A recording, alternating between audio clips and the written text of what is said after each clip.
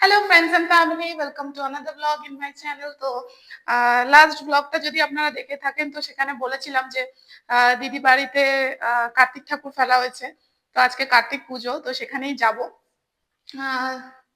স্নান টান করে নিয়েছি, এবার খাবো, খেয়ে রেডি হয়ে বেরোবো। তো তার আগে আমি ওপরে এসেছি, দেখি কোন চুড়িদারটা, একটা চুড়িদার পরেই যাব। কোন চুড়িদার পরে যাই সেটা দেখাচ্ছি। ভাবছি এই কুর্তিটা পরি, সাথে একটা লেগিংস পেয়ার আপ করে নেব। এটা অ্যাকচুয়ালি দিদি এই পরে না, মানে ও কোনোদিনই পরেনি কিনে, একদিনও পরেনি। যাই হোক, তো আমি একদিন পরেছিলাম একটা বিয়ে বাড়িতে, আর ভাবছি আজকে পরি। এখন এখানে সব বাজার ঘাট করা হয়েছে, সব নিয়ে যাওয়া হবে। তো এখন আর ওপেন করছি না, দিদি বাড়ি গিয়ে যখন সাজানো হবে তখন আমি ক্যাপচার করব। সেটা পড়ে যায় তো, এবার দোকান মানে বেশি জার্কিং হলে পড়ে যায়, এমনিতে পড়ে না। যদি পরে কত দূর আসছে জানো না। তো অনেকগুলো ব্যাগ ছিল বলে ক্যাবই করে নিয়েছিলাম দুপুরবেলা। রাস্তা মোটামুটি ফাঁকাই ছিল। গিয়ে আবার সব প্রিপারেশন করার আছে, সব গুছানোর আছে, নিয়ম কানুন দিদি তো অত জানে না, মা জানে। অনেকের নিয়ম কানুন আছে, বাচ্চাদের পুরো জিনিসপত্র যা লাগে দেখলাম কার্তিক পুজো তো ঠিক সেরকমই জিনিসপত্র লাগে।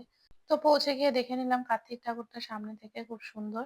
তো আগের ব্লগ যদি আপনারা দেখে থাকেন, যেখানে বার্থডে সেলিব্রেশন হয়েছে আমার ভাইজি বেস্ট ফ্রেন্ডের ওখানে, আহ বলেছিলাম যে জামাইবাবুর বন্ধুরা দিয়ে গেছে। মশারি এই যে পিউর পছন্দ, এরই বাচ্চা থাকে ছোটবেলায়। এ তো পুরো বাচ্চাদের পুরো সেট।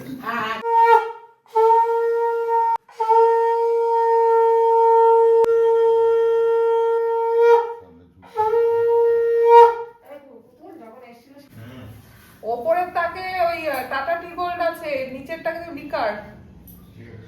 ও টাটা টি গোল্ডই করো।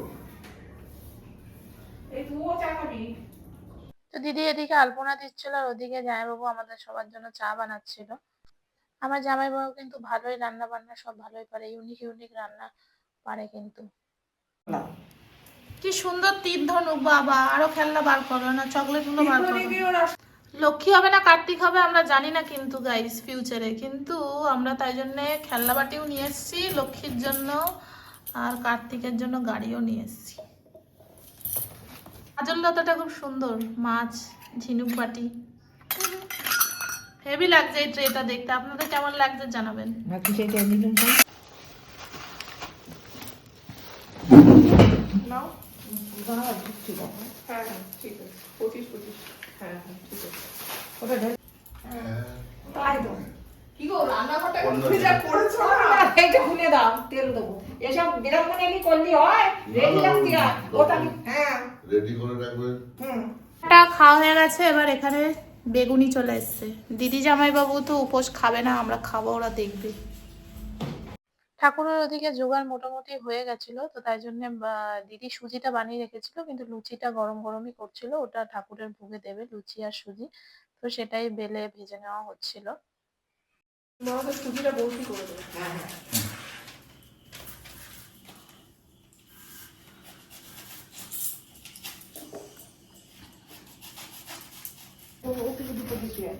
এখানে কই আর দুটো বাতাসা দেয়া।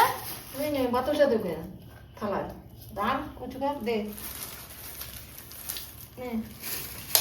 আরে ওখানে তো দুটো মিসিং বাতাসা। কোথায় হবে? নৈবেদ্যতে। What are you doing?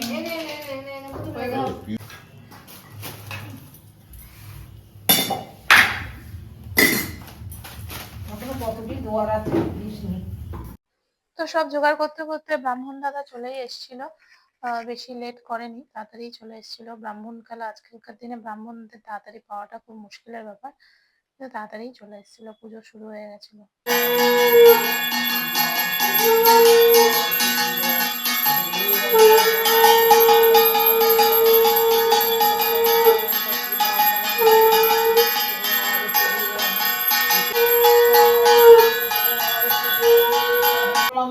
নমঃ বিশুদ্ধি উপকরণাম বিশুদ্ধি বা গণেশায় নমঃ। ওম নমঃ বিশুদ্ধি বা গণেশায় নমঃ। আচ্ছা, মালা কি একটাই আছে? মাকে বাবাকে পরিয়ে দেওয়া হয়েছে তো? হ্যাঁ। বিষ্ণুদেব উপকরণাম বিশুদ্ধি, সত্রম উপকরণাম বিশুদ্ধি, বা ঘটাং উপকরণাম বিশুদ্ধি, বা পুষ্পকরণাম বিশুদ্ধি, বা ললিতাং বিশুদ্ধি, পার বিশুদ্ধি উপকরণাম বিশুদ্ধি, বা নমঃ বিষ্ণুদেব উপকরণাম বিশুদ্ধি, বা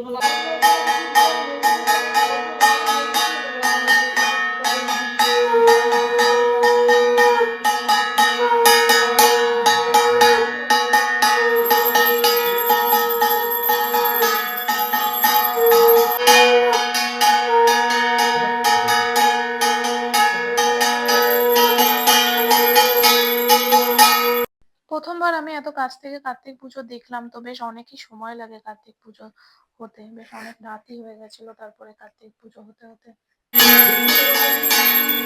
পুজো শেষ হওয়ার পর দিদি সবাইকে প্রসাদগুলো দিয়ে দিচ্ছিল, তারপর এক এক করে দাদার অফিস কলিগরাও আসতে শুরু করে, সবারই ইনভিটেশন ছিল ডিনারে। তো কার্তিক পুজোতে দিদির বাড়ি খাওয়া দাওয়া চলুন দেখাচ্ছি কি আছে। বাপরে এটা কি আছে? ও এখানে এটা ফ্রাইড রাইস না? ভেজ পোলাও। ভেজ পোলাও, আচ্ছা ভেজ পোলাও আছে। আচ্ছা এখানে এটা কি আছে দেখি। ও এটাতে আছে বেগুনি।